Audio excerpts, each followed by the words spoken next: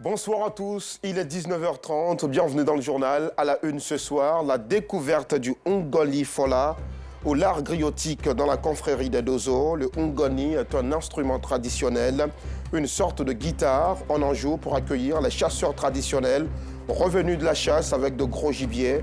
Un reportage à voir dans l'escale de 125. Et cette victoire historique du Maroc, première équipe africaine à atteindre la demi-finale d'une Coupe du Monde de football.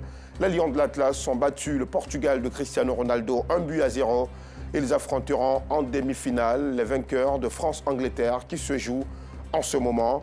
Et puis au Burkina Faso, le gouvernement a annoncé hier la mise en place d'un fonds de soutien pour l'effort de guerre. Le pays espère lever environ 100 milliards de francs CFA pour payer et équiper les volontaires pour la défense de la patrie. Voilà pour le sommaire. Vous faites toujours bien de choisir RTU2 pour vous informer. Ouvrons ce journal par la rubrique de ce soir.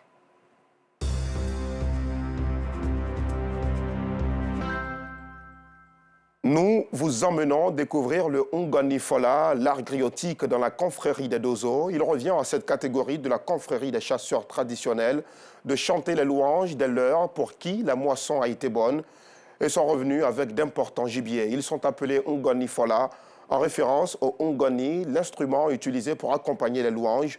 C'est une sorte de guitare traditionnelle très prisée en pays malinké. Et plus les générations passent, et le Ngoni Fola s'invite à diverses cérémonies comme les baptêmes, les mariages et les funérailles. Un reportage de Nou Sangaré, commenté par Clément Boko.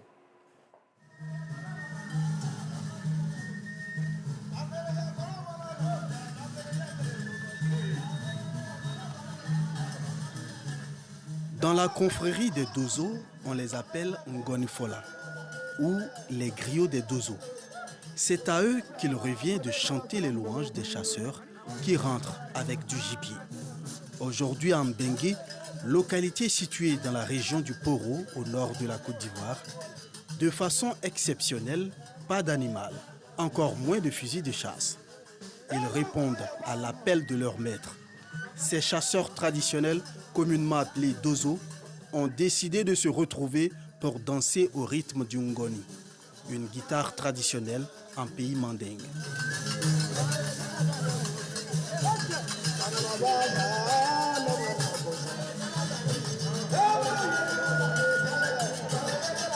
Zélé Zie Koulibaly est le maître de la confrérie Dozo du département de Mbengue. À son actif, plusieurs faits d'armes qui méritent d'être comptés. Et Lassina, le griot de la confrérie, s'y adonne à cœur joie.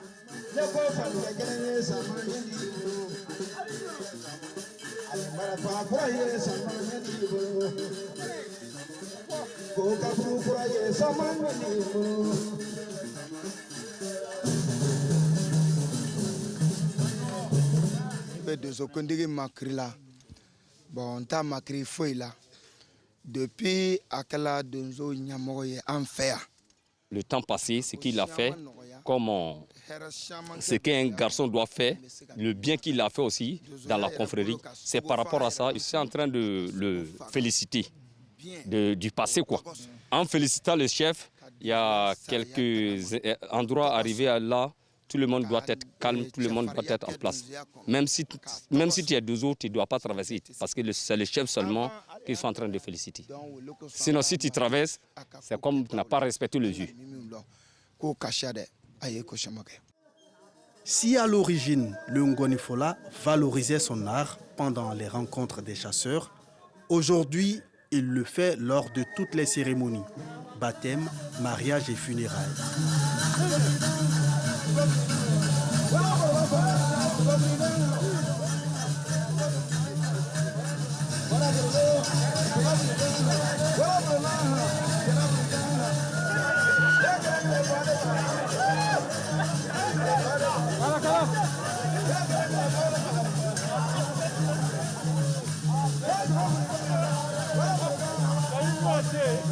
En ce qui concerne les cérémonies funèbres, chaque note de cet instrument de musique traditionnelle a sa particularité.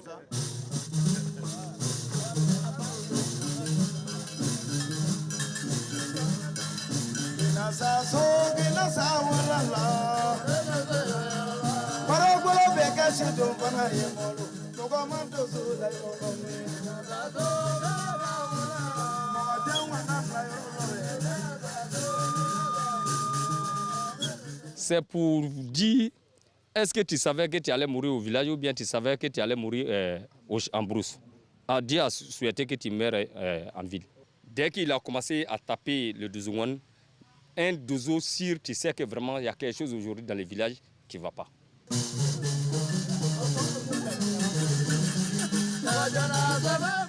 À travers ces sonorités, des messages sont véhiculés. Des messages pleins d'enseignements.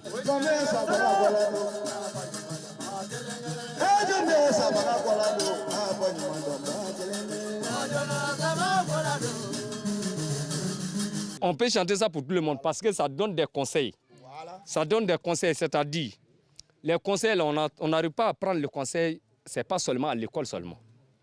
L'homme dans ta vie, si tu vois que ta vie est bien propre là, il faut toujours penser qu'un jour que tu ne seras plus là, tu vas mourir un jour. Ça, c'est la première leçon. Bon, toi qui es vivant là, l'autre qui est décédé là, si on t'a dit que qui va se charger de ses enfants, il n'est plus là. Toi qui es dans ta vie là, c'est à toi maintenant de faire du bien. Si ton papa ne faisait pas du bien là, qui va se charger de ses enfants? Donc, toi qui es vivant là, c'est à toi maintenant de te comporter très bien.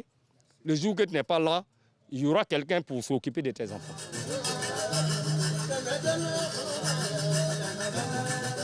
Nul ne peut prétendre être un Ngonifola sans être passé devant le Dangou, rite initiatique dans la confrérie des chasseurs traditionnels d'Ozo.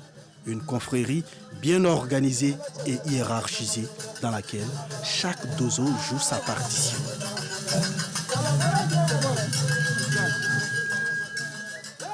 Voilà un autre pan de la belle et riche culture ivoirienne mise en avant par RTU2 encore ce soir. Le phénomène de congé anticipé était au cœur d'une conférence publique dans la ville d'Issia sur le thème « La contribution des autorités locales à la prévention et à la lutte contre les violences en milieu scolaire ». Cette conférence interpelle les élèves sur les conséquences du départ anticipé. Conférence organisée par le réseau d'action sur les armes légères en Afrique de l'Ouest, section Côte d'Ivoire. Abdoulaziz Guira, Afficiata Karamoko Dosso. Le phénomène des congés anticipés a causé l'an dernier d'énormes dégâts matériels dans plusieurs établissements scolaires de Côte d'Ivoire. Cette année, à l'approche de la fête de Noël, diverses sensibilisations sont faites pour lutter contre ce fléau qui touche plusieurs villes dont Issia, au centre-ouest du pays. Ici, le réseau d'action sur les armes légères en Afrique de l'Ouest Rassalao, section Côte d'Ivoire, a initié une conférence publique à l'intention de la population, notamment des élèves. Thème retenu, la contribution des autorités à la prévention et à la lutte contre les violences en milieu scolaire. Tous ceux qui sont élèves, que ce soit les élèves filles, que ce soit les élèves garçons, nous disons de tout faire pour ne pas que la violence passe par eux. Nous, on les invite pour qu'ils soient des artisans de la non-violence et de la paix. Tout ce qui est d'éducation de qualité n'ont pas besoin de cette violence, qu'ils bannissent loin de tout ce qui est forme de violence, tout ce qui est violence armée. Le premier magistrat de la commune a pour sa part appelé les apprenants à faire preuve d'exemplarité. C'est vous qui êtes la pépinière de la nation. On a donc besoin de prendre soin de vous. C'est pour ça que nous sommes là et c'est pour ça que l'administration trouve cette activité importante et a décidé d'accompagner Rassalao pour que, au sortir d'ici, chacun d'entre vous soit un enfant, un élève modèle. Cette recommandation, les élèves entendent l'appliquer à la lettre. Nous devons bannir la violence en milieu scolaire pour nous permettre de mieux nous focaliser sur nos objectifs. Il n'y a rien dans la violence. La seule chose que nous pouvons faire, c'est de travailler pour que demain nous soyons les cadres de notre pays. La conférence publique organisée par le Rassalao dans le cadre de la lutte contre les congés anticipés a réuni plus de 3000 personnes. Une marche de protestation contre les violences en milieu scolaire s'est tenue plus tôt dans la journée.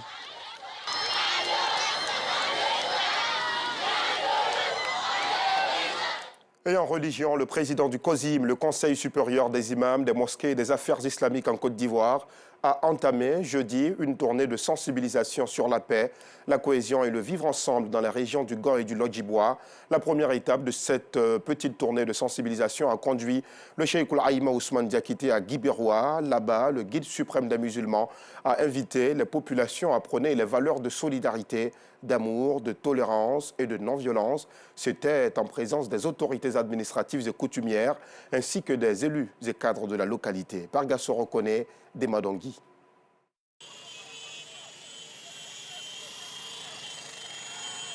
Cheikh Aïma Ousmane Diakité, président du COSIM, Conseil supérieur des imams des mosquées des affaires islamiques en Côte d'Ivoire, accueilli dans la liesse populaire à l'entrée de la ville de Guibérois, localité située dans le département de Gagnoa, région du Gand. Après l'accueil, direction la place publique où l'attendaient imams, prédicateurs, fidèles et population de Guibérois.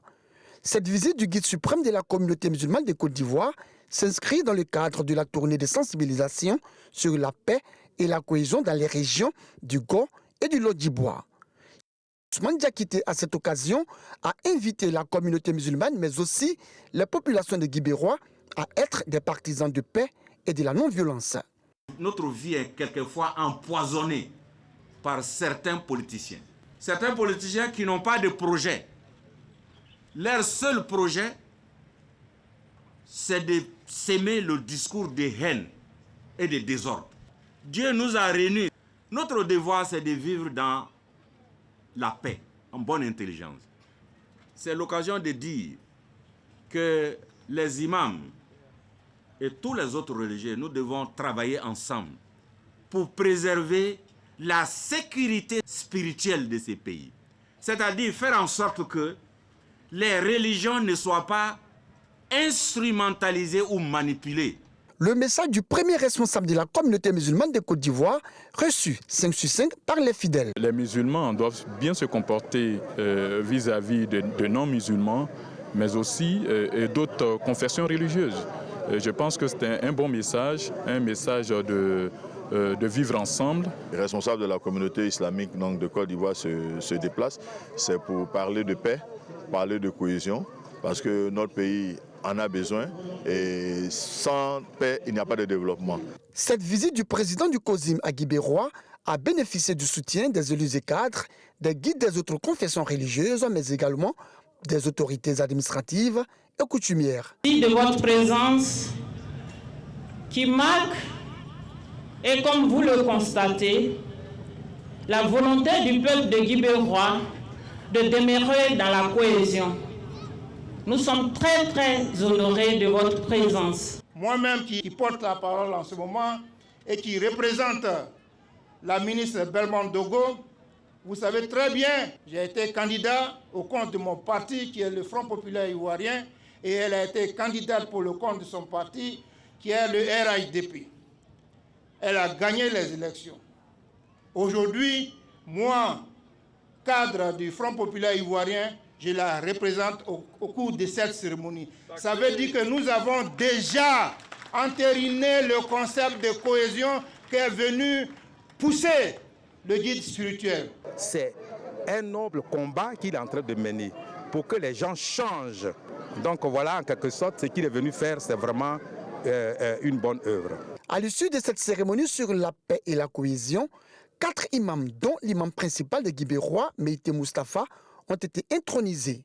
Rappelons qu'avant de se rendre sur la place publique, Cheikh Aïma Ousmane Diakité est allé présenter ses civilités au sous-préfet de la localité, au curé de la paroisse et au chef central représenté par le chef des terres et des tribus de Guibérois. Tous ont reçu des mains de l'homme de Dieu le livre saint de la communauté musulmane, le Saint-Coran. La deuxième édition des rendez-vous du génie civil a réuni les étudiants et les professionnels du métier à l'hôtel Novotel dans la commune du Plateau. Plus qu'un cadre d'échange, ce rendez-vous est aussi une lucarne pour un partage d'expériences entre les professionnels du secteur. Abdelaziz Guira, Afficiata Karamo Kodosso. À ce rendez-vous du génie civil, nombreux sont les étudiants et les professionnels du métier venus acquérir de nouvelles expériences. L'objectif de cette activité est de créer une synergie entre les ingénieurs en génie civil de Côte d'Ivoire. Aujourd'hui, les enjeux du génie civil sont véritablement immenses et avec le développement de tous ces chantiers, tous ces travaux que nous avons en Côte d'Ivoire, c'est important qu'il y ait une expertise qui se noue autour de ces aspects de développement. La rencontre a été véritablement parfaite parce que nous avons vu que nos dévanciers ont fait de belles œuvres et il y a encore de l'espoir pour nous les jeunes. Nos jeunes frères, ils sont très bien formés à l'école. Aujourd'hui, je peux vous avouer aussi qu'ils sont prisés à l'extérieur.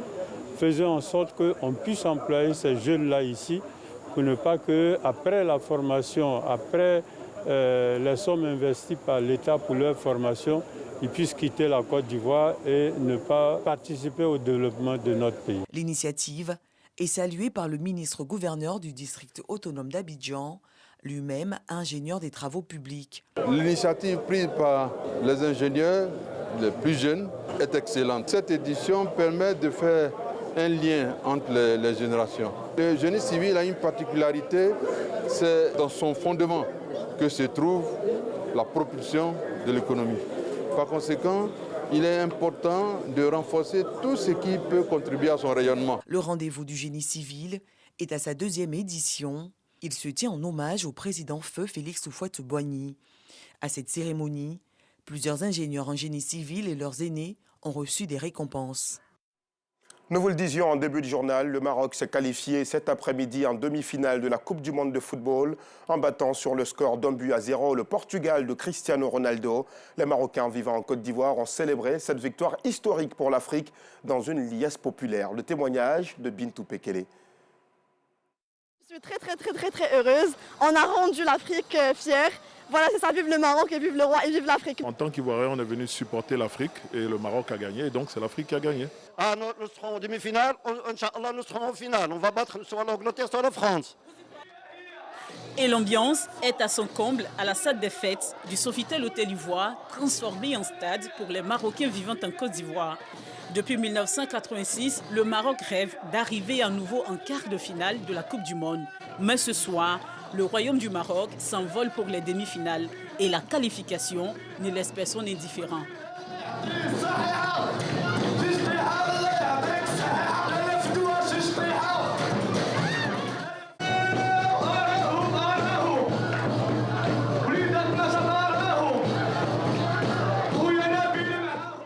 Tous ces Marocains sont venus de toutes les communes d'Abidjan pour vivre en direct cette qualification historique de leur pays. Ils répondent à l'appel de l'ambassadeur du Maroc en Côte d'Ivoire, un appel pour communier dans le football. Nous sommes aujourd'hui en demi-finale pour la première fois de l'histoire du Royaume du Maroc, de l'Afrique et du monde arabe. Imaginez-vous le moment qu'on est en train de vivre là actuellement. Donc c'est un moment extraordinaire. Les Marocains, comme un seul homme, comme une seule femme, fêtent leur pays, fêtent leur drapeau, fêtent leur roi, faire le Maroc. Aujourd'hui, nous avons un pays qui est uni, solide, derrière Sa Majesté le roi, que Dieu l'assiste. Et aujourd'hui, nous avons voulu prouver et surtout montrer la cohésion et la force qui existe entre les Marocains. Le Maroc est le premier pays africain à atteindre ce niveau de la compétition en Coupe du Monde. Le pays honore ainsi le monde arabe et toute l'Afrique entière. L'Afrique est en demi-finale. Quelques 8000 Marocains vivent en Côte d'Ivoire. Après le Sofitel Hôtel Ivoire, ils se dirigent vers leur commune de résidence pour continuer la fête en attendant le prochain match de leur pays. Toutes nos félicitations aux Lions du Maroc. Nous pousserons jusqu'à la victoire finale au nom de l'Afrique. Et puis au Burkina Faso, le gouvernement a annoncé hier la mise en place d'un fonds de soutien pour l'effort de guerre. Le pays espère lever environ 100 milliards de francs CFA pour payer et équiper les volontaires pour la défense de la patrie. Il est plus que temps que l'Afrique ait des sièges permanents à la table des organisations et initiatives internationales. Ces mots de Jude de Vermont, le directeur exécutif aux affaires africaines du Conseil de sécurité de la Maison-Blanche. Il soutient que nous avons besoin davantage de voix africaines dans les conversations internationales à propos de l'économie mondiale, la démocratie et la gouvernance, le changement climatique, la santé et la sécurité. Pour rappel, Joe Biden, le président américain, s'apprête à défendre l'intégration de l'Union africaine au G20. Et pour finir, cette triste nouvelle, l'artiste Tchala Moana n'est plus la reine du Mutuashi, a tiré sa révérence à l'âge de 64 ans aujourd'hui à Kinshasa. Toutes nos condoléances à la famille éplorée. C'est la fin de cette édition. Merci de l'avoir suivi. À demain, si Dieu le veut.